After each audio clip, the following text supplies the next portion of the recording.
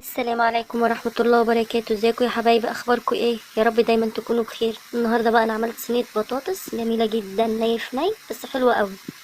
يلا بينا نسمي الله ونشوف هنعمل ايه. معايا هنا بطاطس وجزر وكوسة وطماطم والبصل بتاعي ومعلقتين صلصة طماطم والبهارات الناعم، وطبعا الفرخة بتاعتي منقوعة كويس وبالخل والليمون.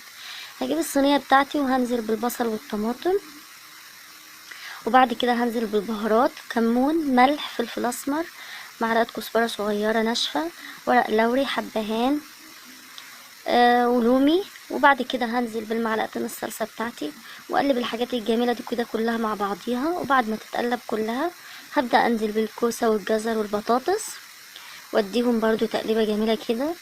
مع التقليبه ديت انا حطيت فصين توم مهروسين.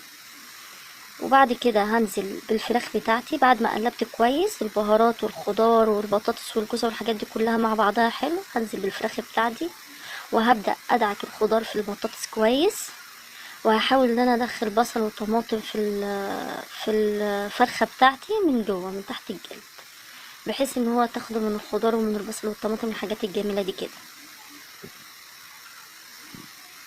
تمام كده.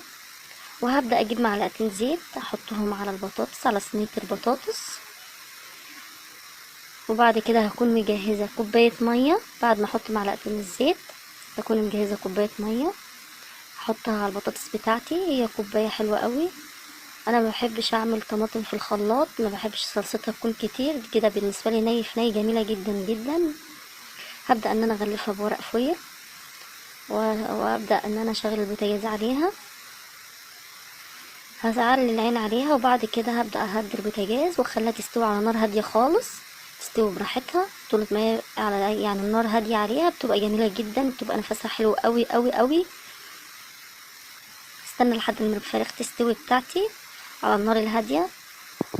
وكده هنا بعد ما استوت اهو هنبدأ ان احنا نشيل الورق الفويل. هي هنا كده حبايبي استوت خلاص. هبدأ اشيل الورق الفويل بتاعي وادخلها على الفرن، بديها لون بس، وهبدأ ان انا تاخد لون ونفس الفرن بس، وهبدأ ان انا اطلعها بالشكل الجميل ده. وبكده يا حبايبي الفيديو بتاعنا ان شاء الله يكون خلص.